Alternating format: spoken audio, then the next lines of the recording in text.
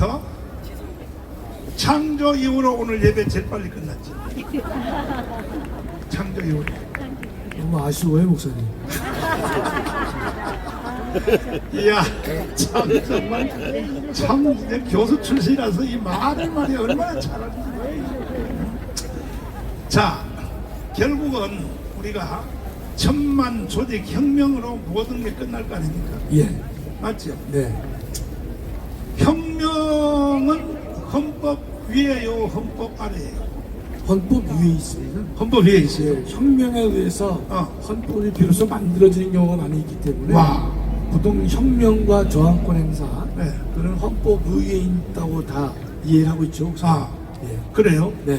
헌법학자가 그렇게 말하면 맞는 거야. 목사님, 근데 4.19 혁명 이후에 헌법이 만들어졌잖아요. 그렇지. 5.16 혁명 이후에도 헌법이 새로 만들어졌잖아요. 그렇지. 그러니까 모든 역사가 네. 혁명이 있게 되면 새로운 헌법 주체가 만들어지기 때문에 네. 혁명은 헌법을 만드는 힘이기 때문에 네. 헌법 위에 있다고 봐야 됩니다, 목사님. 아. 예. 근데 얼마 전에 윤석열 대통령이 예. 그 뭐 무기한, 무제한, 또 주제도 관계없이 다 자기는 토론회 하겠다 했는데 거기서 예. 그 말을 살짝 하더라고. 아니 헌법이 최고의 권위인데 헌법 위에는 저기 저항권. 국민 저항권이 예. 있다고 그러더라고. 아니, 윤 대통령도 사법시험 출신이기 때문에 네. 그 정도는 알 수 있죠. 그게 아니고 광화문을 의지하고 그렇게 그거는 목사님 이전에서는 그런 말을 할 수 있는 거예요. 우리 광화문의 많은 애국 세력들의 뒷배를 믿고서 자신 있게 말한 거죠, 목사님. 이야 윤석열 대통령한테 박수 한번 해.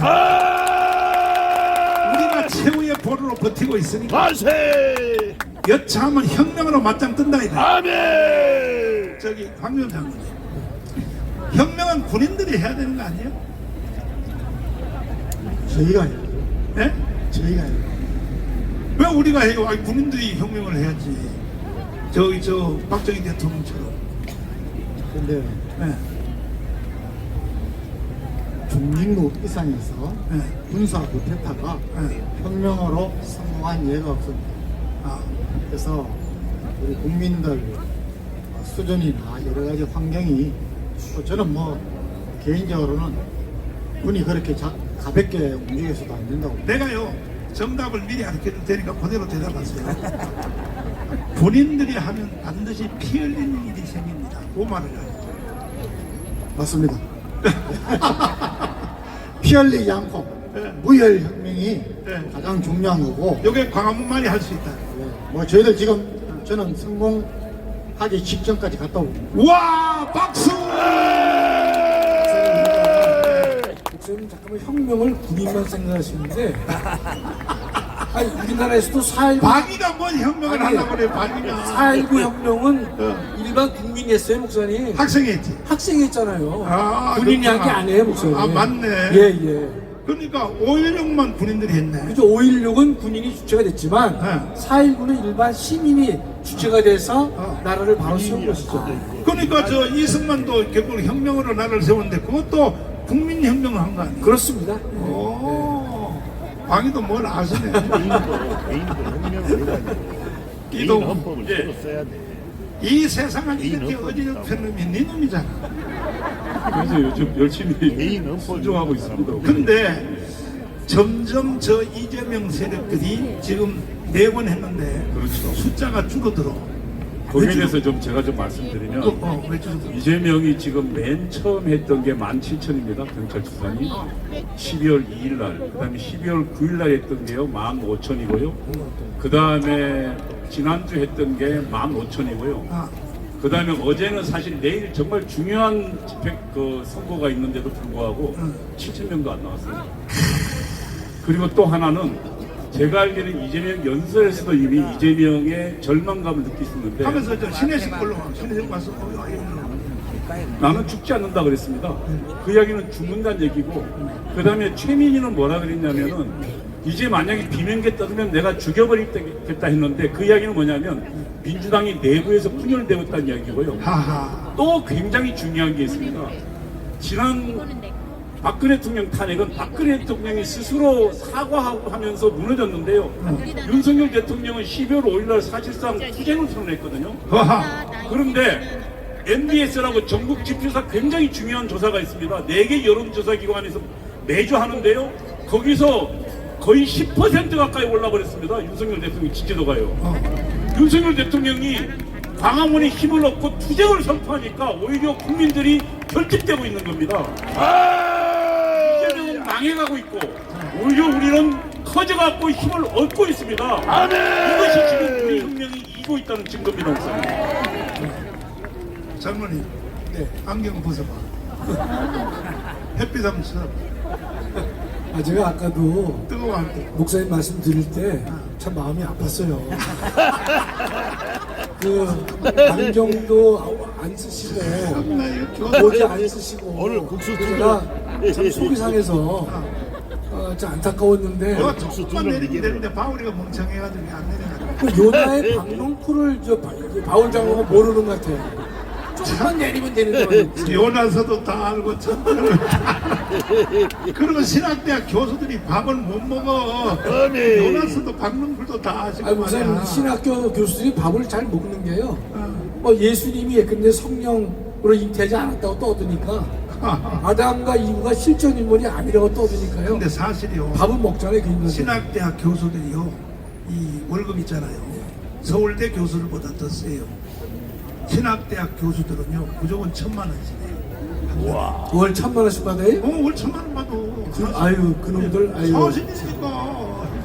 아니 여기 김철원 교수님인데 그놈이라 그러지 마로. 장신대에서 3사람은 예외예요. 김철원 교수님하고 뭐 2명 더 있다는데 나머지는 뭐 유신 진화를 뭐 떠들고 있고 말이죠. 그다음에 성경에 이제 이성을 강조하면서 각종의 기적을 부정하고 있기 때문에 그건 신학대학 교수라 볼 수 없습니다. 자 이제 마지막으로 저기 신혜식 대표님. 네. 이제 안경 써도 돼요? 안경 써 맞습니다. 저기 신혜식 대표님. 네. 결심 공판이 며칠 날이에요? 내일입니다. 25일 내일. 2시 반 정도부터 시작합니다. 2시에. 예. 나도 내일 재판이 하나 있어가지고. 네. 근데 나는 3km 전에는 그 차가 못 들어간다 그래서는 3km를 걸어서 가야 된다 그래가지고 재판부에 사정을 했어. 구조화 변호사님이. 나는 그날 재판 못 받겠다. 왜냐면 3km를 나는 걸을 힘이 없거든, 3km를. 그렇죠. 예, 그래서 재판부가 그럼 뭐 출석하지 말려면 하지 말라고. 그래서 나는 내일 안 가려고 그랬는데 이재명하고 같이 재판 받는 게 또 기분 나빠. 그렇죠. 나빠서 나는 안 가려고 그랬는데 그런데 이제 내일이 이제 몇 시부터예요? 2시 반부터가 이제 결심하고요. 네. 선고하고 내일 12시부터 중앙지법으로 애국 시민들이 모입니다. 중앙지법 정문 쪽으로. 그러니까 수도권에 있는 여기 강화문 성도들도 다 와야 돼요, 안 와야 돼요? 와야 돼요. 그거는 저기 신혜식 대표님은 이제 성도들이니까 미안해서 말 못하는데 니들 안 오면 나한테 죽어. 아멘. 월요일날 다 오란 말이야. 아멘. 월요일날 12시 서울중앙지법. 예. 서초동 알죠? 네, 서초동. 아멘. 수도권에 있는 사람들은 다 교회 다니는 사람이 안 다니는 사람이 다 와야 돼. 와서 이게 판사한테 힘을 줘야 되는 거야. 아멘. 네? 힘을 저기 마지막으로 우리 교보학장님 그거 바깥에서 시위하고 언론하고 여기에 판사들이 영향을 받아야 안 받아. 받죠, 목사님. 사람이기 때문에. 그러니까 아마 이제 내일 김동연 부장이 판결문을 다 써놨을 텐데요. 양형에 대해서는 동그라미 쳐놨을 거예요. 빈칸으로. 아하. 예, 양형에 대해서는 이게 1년이냐 2년이냐 그 등에 대해서는 분란으로 해서 하루에도 10번 이상 마음이 바뀔 겁니다. 아마 오늘 강문 예배 요거 보고 하려고. 그러니까 이제 어제 거를 봤기 때문에 제가 볼 때는 거의 한 2년 정도를 굳어지고 오늘 광화문 예배 때문에도 2년에 대한 마음은 안 바뀌지 않겠는가 보는데요. 모르겠습니다. 황장군님 박 장로님은 이미 8부 9부 능선을 넘었다. 그렇게 주장하는 이유가 뭐예요? 지금 이제 우리나라가 사실은 전 세계에서 좋은 평가를 받고 있지만은 딱 하나 정치 분야가 제일 꼴찌입니다. 지난번에 말씀드렸죠. 금년도 4월 달에 경제개발협력기구에서 30개 국가를 조사를 했습니다. 각 국회에 신뢰도를 줬었더니 우리나라가 꼴찌에서 3번째입니다. 우리 밑에는 체코하고 칠레밖에 없습니다. 다른 나라는 다 50% 이상이 한 10위권까지 가고 우리는 아예 20.4%가 그렇습니다. 이 정치 바꿔야 됩니다. 여러분 지금 말이죠. 각 분야에서 거기서 제대로 진출을 못하고 진급 못하면은 아예 나는 좌파 나는 보수로 해가지고 거기에 기웃대가지고 그런 놈들이 지금 정치를 하고 있습니다. 잘 될 일이 있습니까? 저는 국힘당이 지금 제대로 한다면은 사실은 국힘당이 지금 제대로 국회에서 입법 활동도 못하지 않습니까? 그러면 전부 이번에 부정선거였다 이거 밝히라고 사퇴하면 됩니다. 왜 못합니까? 다시 한 번 더 국회의원 해야겠다. 지금 하는 거 동급쟁이 이상도 이하도 아닙니다. 더불어민주당 더 말할 거 없죠. 쓰레기 같은 곧 감옥에 들어갈 놈들만 해도 지금 10몇 명 아닙니까? 이거 우리나라에 정말 자존심 상하는 일입니다. 이럴 바에는 국회 필요 없습니다. 국회 없어도 됩니다. 아멘. 저는 그렇게 봅니다. 저기 신혜진 대표님. 네. 지금 드디어 한동훈이가 곧 사표를 안 낼 수가 없는 지금 비밀 사이트가 다 개봉이 됐죠. 예. 그러면 한동훈이 양심이 있으면 검사 출신이면서 빨리 스스로 사표를 빨리 내야 될 거 아닙니까? 아니 그 비밀 사이트 말이야 가족을 동원하여 뭐 김건희의 모가지를 뭐 줄로 짜매라 뭐 단도대를 죽여라 세상에. 그러니까 나는 합리적 의심으로 문재인이 저 한동훈이가 선거운동 기간 중에 세상에 그 별거도 주제도 아닌데 아니 선거운동 기간 중에 대통령하고 싸우면 돼요 안 돼? 안 돼요. 되죠. 돼요 안 돼? 안 돼요. 그것도 주제도 별거도 아니에요. 황교안 장군님 그 호주 대사로 간 국방부 장관 출신 이종석 그분이 장로님의 선배요 후배요? 한 손잡도 됩니다. 그런데 호주 대사로 국방부 장관을 보냈다고 한동훈이가 선거운동 기간 중에 계속 윤석열을 비판했거든.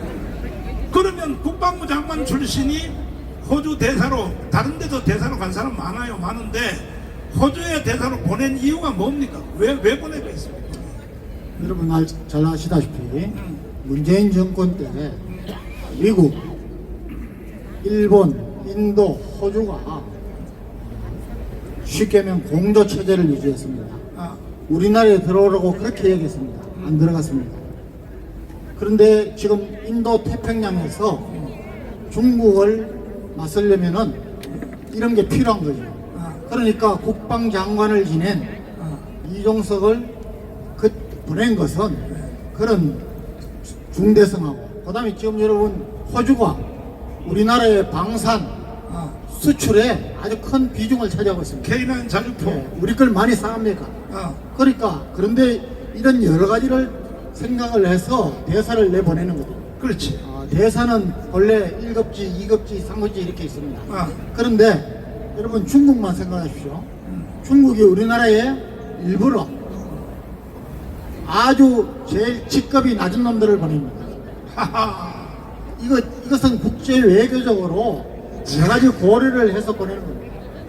우리 문재인 정권 때 중국의 대사가 누가 갔습니까? 뭐 왕웨이? 아주 굵직굵직한 사람들만 갔습니다. 맞아. 우리는 중요하게 생각한다는 거예요. 똑같습니다. 그래서 호주에 그것도 국방장관을 마치고 바로 보낸 것은 정부로서는 여러 가지 이유가 있기 때문에 보냈는데 그게 뭐 그렇게 잘못됐다는 거예요. 아니 저기 저 신혜리 대표님 네, 그걸 가지고 선거 기간 중에 계속 씹었잖아요 한동훈이가. 그렇죠. 아니 대통령을 대결해서 왜 호주 대사를 보냈냐? 아니 지가 대통령이냐고. 호주 대사를 보내든 말든 말이야. 지금 나중에 내가 합리적 의심이 뭔지 들다 하면은 이 한동훈은요 맞는지 안 맞는지 모르지만 내 생각은 그래요. 뭐냐 이걸 선거를 망가뜨려서 100석 이하로 지금 108석 했거든. 100석 8석도 말고 100석 이하로 떨어뜨려서 이 윤석열 대통령을 조기에 사퇴시키고 지가 해먹으려고 한 의심이 들어요. 어떻게 생각하세요? 합리적인 의심이고요. 네. 선거 기간 중에 김건희 여사에 대해서 마리 앙뚜아네트 발언을 하고 호주 대사 문제를 거론하고 분탕이란 분탕은 다 쳤습니다. 근데 이번에 국민의힘 게시판 사태를 보면서 확실히 느낄 수 있는 게 한동훈이라는 이름으로 김건희 여사 개목줄 채워라, 그리고 단두대 세워라, 엄청난 쌍욕을 또 윤석열 대통령에게 했습니다. 그런데 그 댓글들이 가족 이름으로 올라왔는데 가족이 있었다 그렇게 볼 수도 있겠지만 이건 하나의 드루킹 조직처럼 아이디를 가지고 번갈아 가면서 글을 올렸다, 이런 합리적인 의심을 할 수가 있습니다. 근데 지금 드러나는 것은 그 글이 국민의힘 게시판뿐만이 아니라 똑같은 글들이 네이버, 일부 언론사, 그리고 또 특정 방송, 유튜버에 똑같이 올라오고 있습니다. 그래서 이건 조직이다.